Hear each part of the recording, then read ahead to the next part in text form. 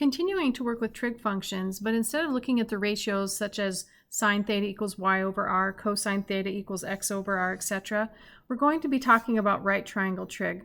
Now we've already brought this up a little bit previously when we talked about Sohcahtoa, but we're going to kind of go more in depth on this and explain some more of the information a little bit more thoroughly here. So we're going to be looking at right triangle trig. Well, the reason we start with right triangle trig on the Cartesian coordinate system is it relates directly to those points that we were looking at before. So remember, we would say we had some point, let's say B, as an ordered pair x, y, and then we could use x squared plus y squared equals r squared, and we have all of our trig ratios. Well, that directly relates to this unit circle idea that we'll be talking about soon, and also this right triangle. So if we were to plot this point, we would see that x is on the horizontal axis, the distance of y is on the vertical axis. When we drop an altitude down, this is a right angle. And let's say I'm interested in this angle down here of theta. There's another angle up here as well, but we're not going to talk about that angle right now. We're just going to focus in on that base angle of theta. Now, if I have this right triangle, the side opposite the right triangle we called r, if you recall. It's also known as the hypotenuse. Now, always the side opposite the right angle of the right triangle is called the hypotenuse. So always opposite the right angle is the hypotenuse. These, x and y, are both called legs, and they make up the 90-degree angle. Well, based on the definitions that we've looked at before then, and again, we've listed these before, we're going to review them real quick right now, we can look at our trig functions like sine theta. And remember, that was equal to y over r using our other approach. Well, if we look at theta, y is my opposite leg, and r is this hypotenuse. Now we also know that the reciprocal of sine theta is cosecant theta. And since it's reciprocal, that would then be the hypotenuse over the opposite leg. And again, you have to define your angle in order for this to work. If I was using this angle up here, then my opposite leg would be x. So it matters which leg we kind of decide to be using based on the angle that we have here. So what we use for this is called Sohcahtoa.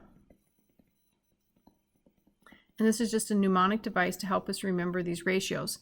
So here's sine opposite hypotenuse. And so that's where this comes from, sine, and then here's our opposite and hypotenuse. Let's go ahead and look at cosine of theta as well. Cosine of theta is x over r. Well, in accordance for looking at theta, this is not the opposite leg, x is the adjacent leg. So that's where the a comes in up here.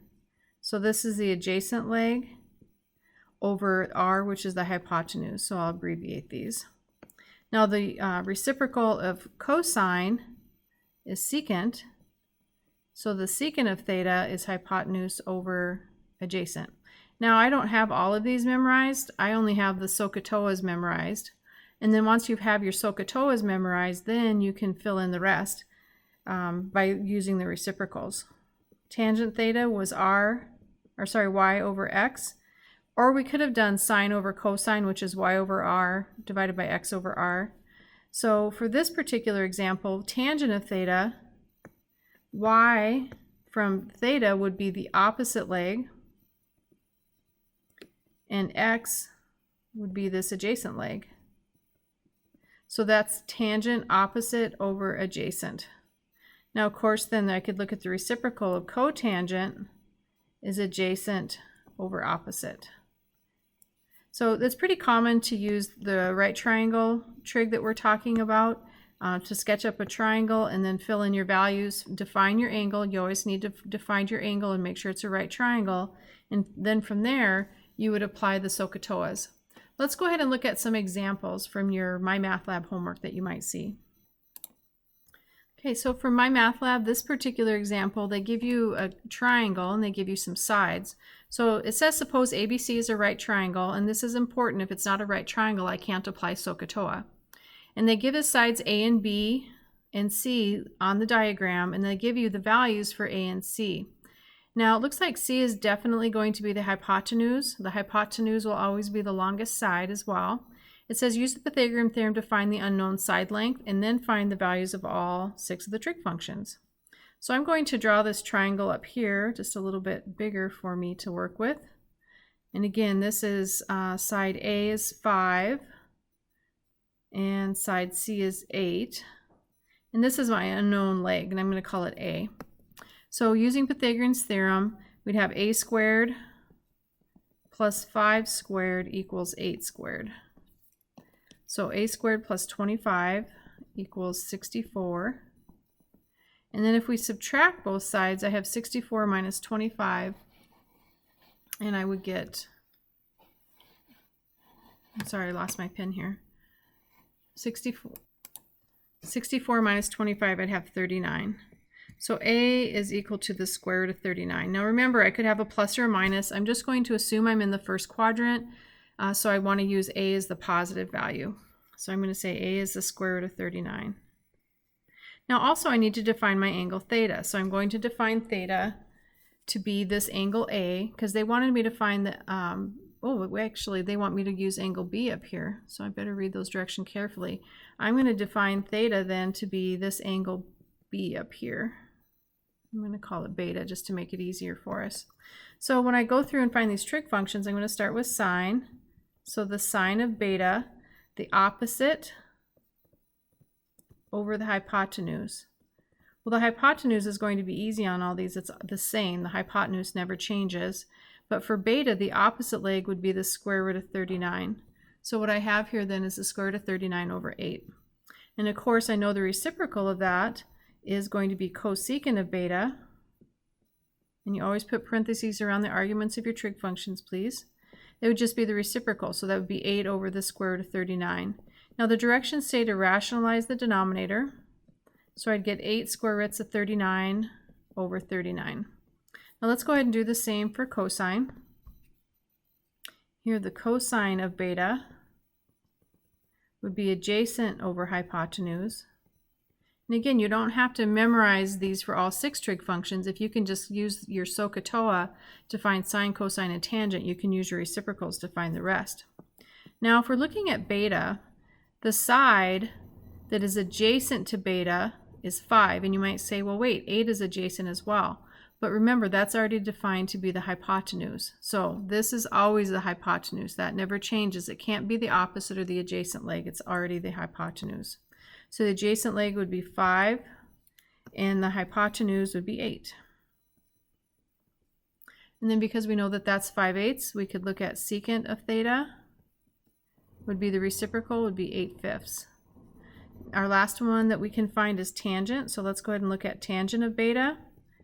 Tangent from Sohcahtoa would be opposite over adjacent. So opposite of beta would be the square root of 39. And adjacent to beta would be 5. And remember, 8 cannot be adjacent because it's already the hypotenuse. So that'd be square root of 39 over 5. Now from here, I can also find the cotangent, because with the cotangent, I just look at the reciprocal. So the cotangent of beta would be 5 over the square root of 39, and we always rationalize. Now your calculators, some of these you're going to be able to find, not with this problem necessarily, but you're going to be able to find approximations for these trig functions. But these are all called exact values because they're using the square root. These are exact, they're not decimals. So when you enter your answers in my math lab, it will always say, you know, simplify your answer, include radicals, use integers or fractions, but it never mentions anything about decimals. Next thing I want to look at are what are called cofunctions. Now cofunctions, we kind of already have a little bit of an idea about these. If you looked at the last handwritten homework carefully, we were actually dealing with cofunctions there. We just hadn't called them that yet. The first thing I want to do is I want to list some things, and then I'll explain how cofunctions work. So let's look at cofunction pairs first. Now what this means are what trig functions kind of go together in this sense. Well, we know that sine go with cosine. Tangent goes with cotangent.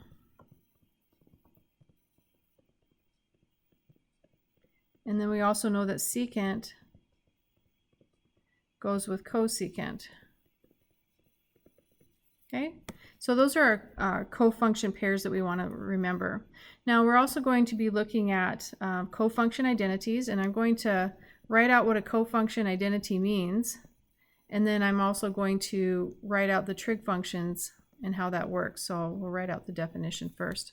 So for a cofunction identity, basically it means that cofunction values, so sine and cosine, cofunction values of complementary angles are equal.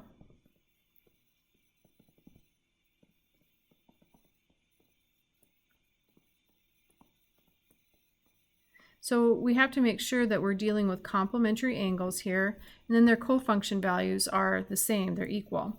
Well, let's go ahead and look at formally what this is actually saying.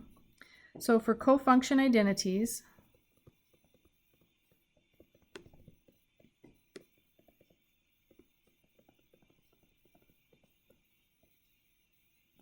what we want to say is for any acute angle, so acute meaning less than 90 degrees, and we're going to say for any acute angle theta, that's my favorite angle to use, the following will hold.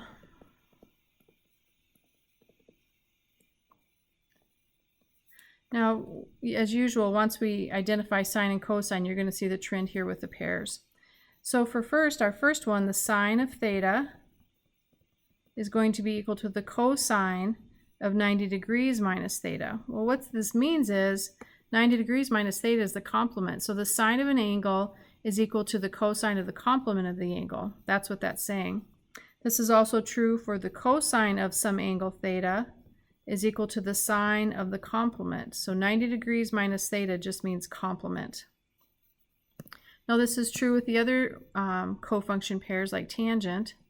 The tangent of an angle is just equal to the cotangent of the complement of that angle.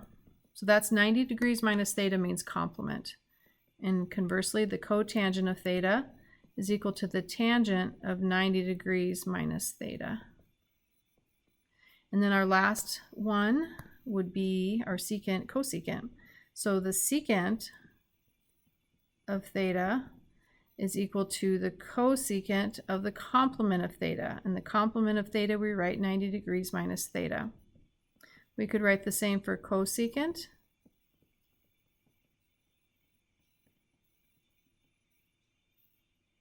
And those are our cofunction identities. Now, I don't have these memorized, but I do know the cofunction pairs. Sine go with cosine, tangent goes with cotangent, secant goes with cosecant.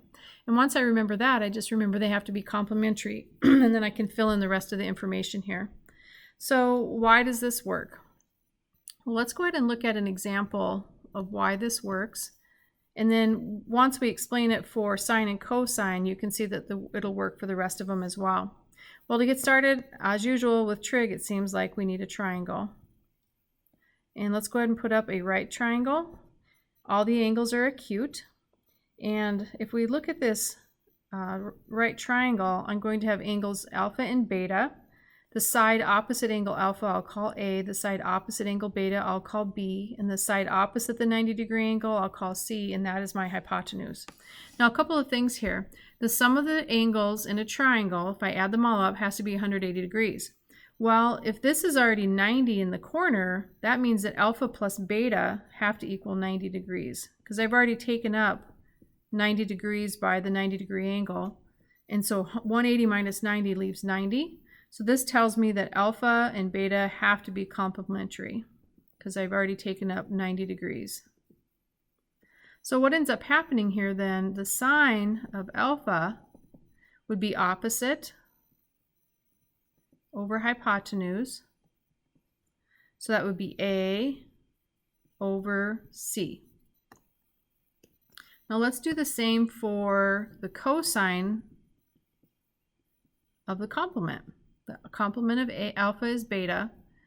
Now if we do cosine, that's adjacent over hypotenuse. Now the adjacent side to angle beta would be A, and C is the hypotenuse. Now if you notice, both of these equal a over c. So I have that these are equivalent. So the sine of alpha is equal to the cosine of beta. Well, what was beta equal to?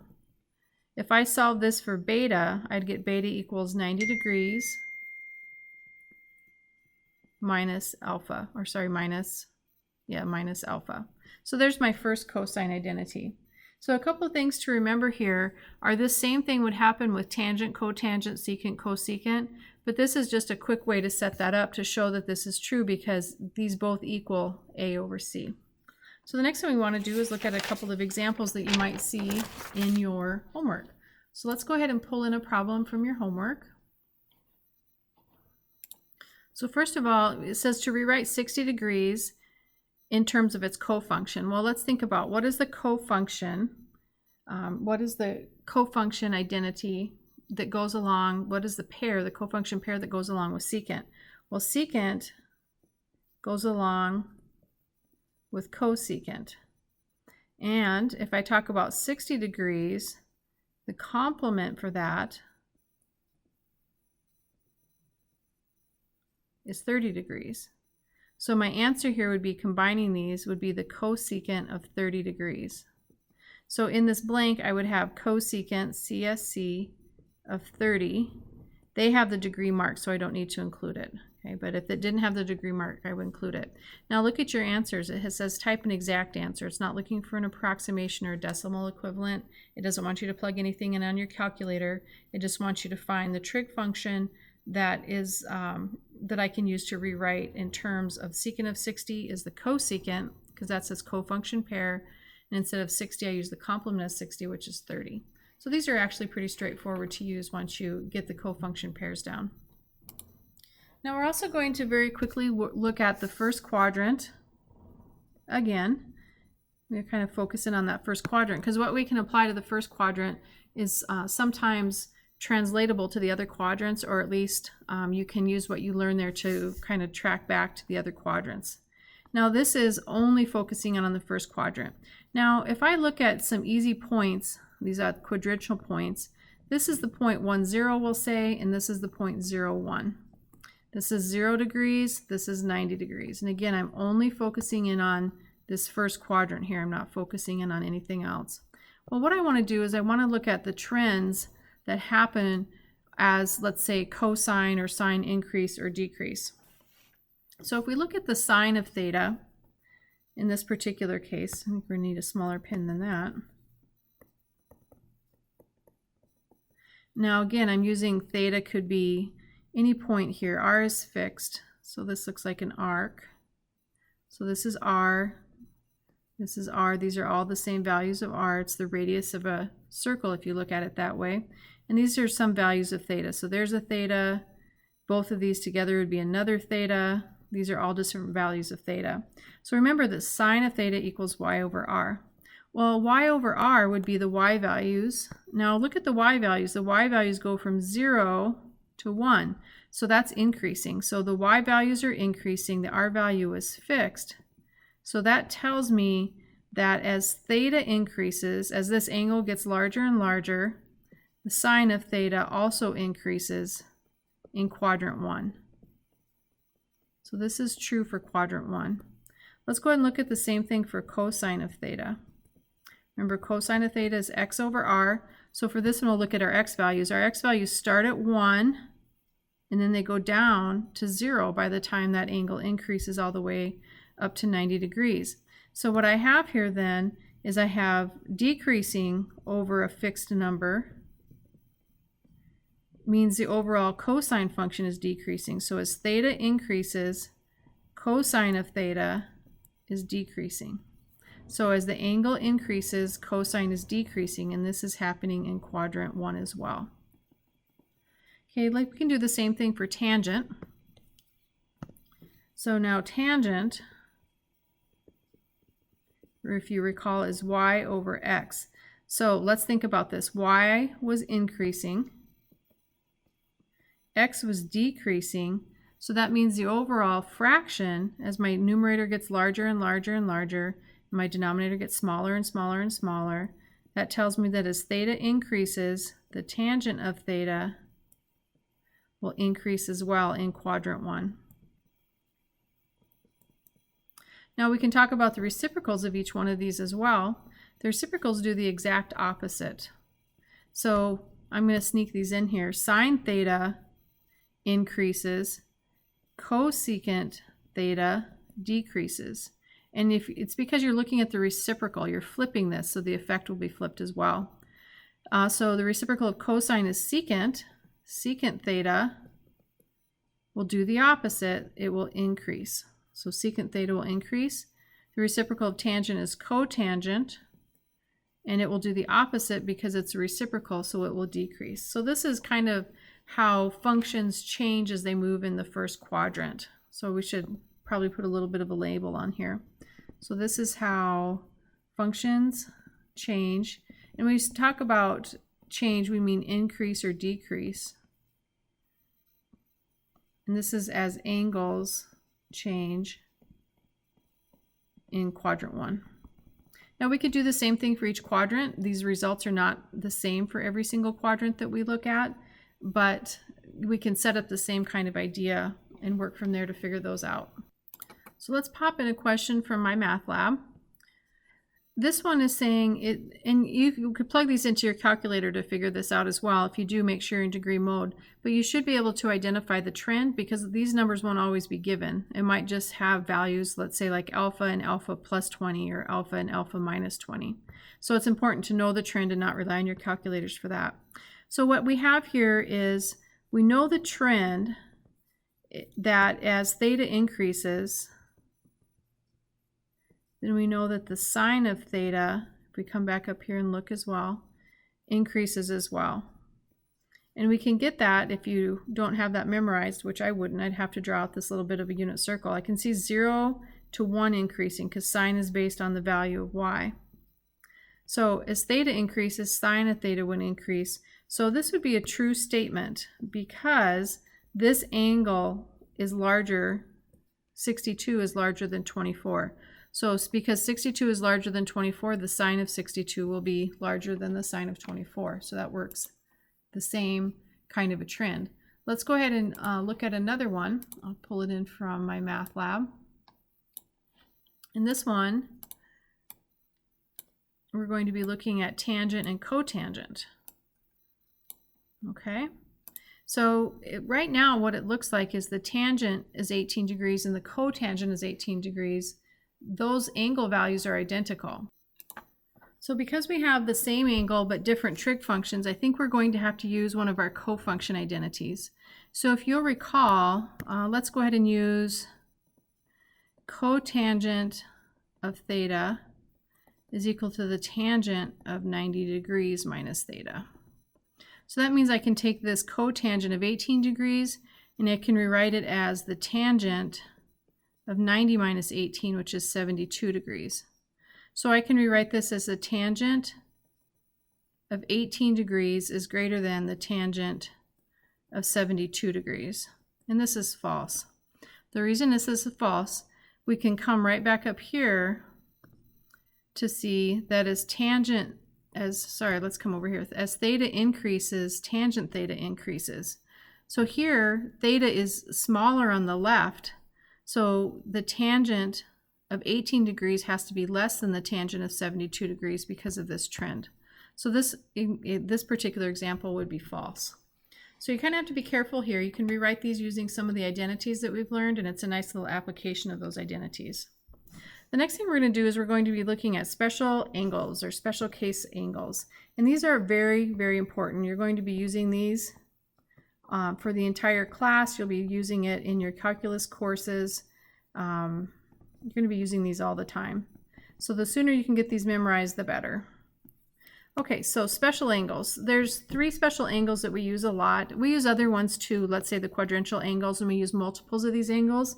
But let's go ahead and just start with 30 degrees, 60 degrees, and 45 degrees. These are our special case angles that we're going to want to know and memorize the sine, cosine, etc. for these angles.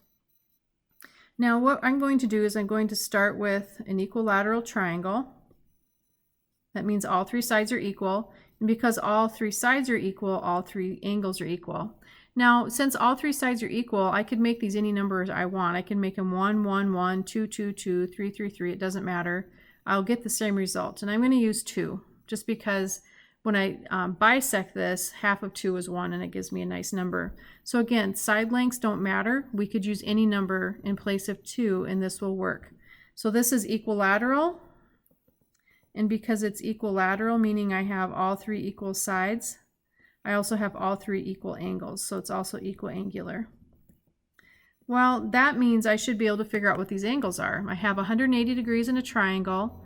I have 3 equal angles, so 180 divided by 3 would be 60 degrees. So each of these is 60 degrees. So what I'm going to do is I'm going to take this and I'm going to split it. I'm going to take and bisect this right down the top. Draw this altitude so I have a 90-degree angle. So I'm going to split this up into 2 triangles now. Have the triangle on the left, and then I'm going to just pull them apart a little bit so we can see the difference here in the triangle on the right. They both have a 90-degree angle because of this altitude. They still have the 60 degrees in the corner, and then the 60 degrees on top was bisected, and that means split exactly in half. So I have 30 degrees on each of those top angles. Now this value in the middle that I don't know, I'm going to call A. And again, these sides are 2. I bisected the bottom, so each of these bottoms are 1. So what I want to do now is I want to pull off one of these triangles and work with it. So I started with this larger triangle, I split it into 2, and now what I want to do is I want to take, let's say the right-hand one, and it doesn't matter. I could have picked either one. So I know the length is 2, and again, I'm pulling that right from here. The base is 1. My right angle is here. The 60-degree angle is at the bottom. The 30-degree angle is at the top. Now, what I don't know is this length of A. Now, 2 is the hypotenuse because it is opposite the right angle. 1 is the adjacent leg to 60, the opposite leg to 30. But what I don't know is this side A, but it is a leg. So using Pythagorean's theorem, again, we use Pythagorean's theorem a lot. It's very handy. I'm going to say leg squared plus leg squared is equal to hypotenuse squared. So I would get A squared is equal to 1 equal 4. Subtract 1 and I get a 3 here. So I get A equal plus or minus the square root of 3. We are going to use just the positive square root right now. So I'm going to say A is equal to the square root of 3. So what I've done then is I've taken this triangle and I've identified that this is root 3. Here's my 90, here's my other leg, here's my hypotenuse. 60-degree angle is at the base, 30-degree angle is at the top. Now from here I can define all of the trig functions for both 30 and 60 because I have both 30 and 60 listed here. And these you'll want to have memorized. Your calculator can come up with some of these as a decimal approximation and you can convert them to a fraction, but most of these involve radicals. So again, they simply just need to be memorized. So let's go ahead and start with the sine of 30. Now remember, sine is opposite over hypotenuse. So here's 30, the opposite leg is 1. The hypotenuse is always opposite the right angle is 2. So the sine of 30 degrees is 1/2. Now from here I can also say what's the reciprocal of sine is cosecant. So the cosecant of 30 degrees is the reciprocal, which is 2/1. Let's do the same for cosine. Cosine of 30 degrees, and again I'm using Sohcahtoa here. So sine is opposite over hypotenuse. Cosine is adjacent over hypotenuse, and tangent is opposite over adjacent. So cosine of 30 is adjacent. So the adjacent leg to 30 degrees would be the square root of 3. The hypotenuse is not the opposite leg, but it's the one opposite the 90-degree angle here. So we can't do, so we're doing adjacent over hypotenuse. So our hypotenuse is always opposite, not the angle, but opposite the 90-degree angle. So this would be the square root of 3 over 2. Now the reciprocal of cosine is secant, so I can talk about the secant of 30 degrees as the reciprocal. Now directions will always be to rationalize the denominator, so that means multiply by that radical in the denominator to clear the radical there. So this would be 2 root 3 over 3. Now our last one is tangent, and again I'm just using the Sohcahtoa here. So if I'm doing tangent of 30, tangent is opposite over adjacent. So the side opposite is 1. The side that's adjacent to 30 degrees would be this root 3, so it's 1 over root 3. And of course we rationalize, and I get the square root of 3 over 3. And then from there I can also use the reciprocal of tangent as cotangent and find that as well. So the reciprocal of 1 over root 3 is the square root of 3 over 1, which is just root 3. And of course 2 over 1 up here is just 2. So I can find all of those trig functions just using Sohcahtoa in this right triangle. So memorizing this right triangle or being able to develop it will be really helpful to you in finding those values. Okay, let's go ahead and look at 60 degrees now. Now if you remember with cofunctions, I kind of know something about 60 degrees already. See if I have enough room here. The sine for 30 should be the cosine of 60 because 30 and 60 are complementary, and sine and cosine are the cofunctions that go together. So let's look at the sine of 60. Remember, this is the angle that we want to work with now. Sine is opposite over hypotenuse, so the opposite leg is root 3. And the hypotenuse is 2, so square root of 3 over 2. So it does turn out that up here where we have the cosine right here, the cosine of 30 is root 3 over 2, the sine of 60 is square root of 3 over 2. So those do turn out to be the nice cofunctions of each other. Now because I know that one, that means I also know the reciprocal of sine, which is cosecant of 60 degrees. So that would be 2 over the square root of 3, and of course we want to rationalize. And I get 2 square roots of 3 over 3. Okay, let's go ahead and look at the cosine of 60 degrees next. Cosine is adjacent over hypotenuse. So the adjacent leg in this case would be 1. And the hypotenuse is still 2. So cosine of 60 is 1/2. And notice the cosine of 60 being 1/2. The cofunction of that and the complement of that would be the sine of 30, which is 1/2 up here. So that worked out perfect. Worked out just like we thought it should. Now I can look at the reciprocal. The reciprocal of cosine is secant. So the secant of 60 is 2 over 1, or just 2. Let's see if we can fit tangent on here. The tangent of 60 degrees, Sohcahtoa, would be opposite over adjacent. So the opposite leg would be root 3, and then over here the adjacent leg to 60 would be 1. So this is just square root of 3. And again, I should have been able to predict this because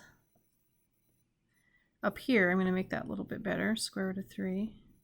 Up here, the cotangent of 30, 60 and 30 are complementary, tangent and cotangent are cofunctions, is equal to root 3. So that should be pretty predictable. And then the reciprocal here, the cotangent of 60 degrees would be the reciprocal of root 3, which is 1 over root 3. And of course I can rationalize that, and I get the square root of 3 over 3. So basically you should have all these memorized, and the truth of the matter is I really only have the sine and cosine memorized of these, and then I can figure the other ones out. So I only have sine and cosine memorized for 30/60, and really once I know the sine and cosine of 30, I know the sine and cosine of 60 because they swap because of the cofunction identities and because of the fact that they're complements. And then I can develop the tangent, cosecant, secant, and cotangent from there using reciprocals and the fact that tangent is sine over cosine. So the other important angle that we want to be able to work with is 45 degrees. So for 45 degrees, instead of looking at an equilateral triangle, we're going to look like an isosceles triangle. Now remember, an isosceles triangle has 2 equal sides, and I'm going to call each of these sides 1. So these are the legs that make up the 90-degree angle. And because I have two equal angles, I have two equal sides. Well, if I have a 90-degree angle right here taken up already, that means I have 90 degrees left to split into two angles. So I'd have 45 for the other two angles. Okay, so this is called a 45-45-90 triangle. The other one is called a 30-60-90 triangle. Now from here, I should be able to find this value of r, or this hypotenuse. I would use Pythagorean Theorem again, and I'd have legs squared plus legs squared equals hypotenuse squared, or r squared is equal to 2, or r is equal to plus or minus the square root of 2. And remember that we only use the positive root because the distance r is always a positive distance.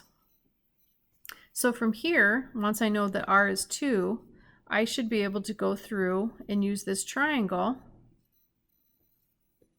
I'm just going to write it without the r here, but I don't want to forget where it came from. Oh, sorry, it's not 2, it's square root of 2. And I have my 45 and my 45. I should be able to write all the trig functions for here as well. So the neat thing about 45 and 45 is they're complements of each other. So the sine and the cosine for a 45-degree angle, put 45 in here. Sine is opposite over hypotenuse, so it'd be 1 over the square root of 2. Now I could have used the top 45 as well, it doesn't matter. I get square root of 2 over 2. Okay, so that's worth knowing about. Now the reciprocal of that would be cosecant of 45 is just the square root of 2. The cosine of 45, and again I can use this one as well, is adjacent over our hypotenuse, 1 over root 2. So notice the sine and the cosine for 45 degrees is the same. Now the reciprocal of cosine is secant. So the secant of 45 degrees is the square root of 2. And lastly, the tangent of 45 degrees is going to be opposite over adjacent, so that's 1. And then of course the reciprocal of tangent is cotangent. So the cotangent of 45 degrees is 1. So by knowing these values from the 30 and the 60-degree angles and the 45-degree angles, you're going to be able to solve a lot of problems. And it's going to be important to be able to kind of pick these off right when you need them instead of trying to develop them from the beginning each time. Because if you try and develop them from scratch each time, you're kind of wasting some valuable time. So make sure you have all these values memorized for 30, 60, and for 45 degrees. And once you find, like I said, sine, cosine, and tangent, you can find those reciprocals pretty easy. So let's look at an application of where we might see something that it would be useful to have these memorized. Okay, so for this problem, and this is a problem that you'll see in your homework or one similar to it, it says, what angle does the line, so this line in green right here, what angle does this line root 3 over 3x plus 1 make with the positive side of the line y equal 1? So if we look in here, there's a little triangle in here, okay? So I want to just kind of blow that piece up. So this is the point 1, 0. Now if we think about this y equal root 3x plus 1, this is mx plus b, this is slope. Now slope is rise over run. So this would be the square root of 3 over 3. So to go from this point to another point, not just the next point, but some other point on this triangle, I would go up root 3, and I'm not sure what that looks like, and then I would go over 3. So I'm just going to pick a point. I kind of wrote over the top 1, 2, 3. It's going to be hard to see, but let's pick that one right there.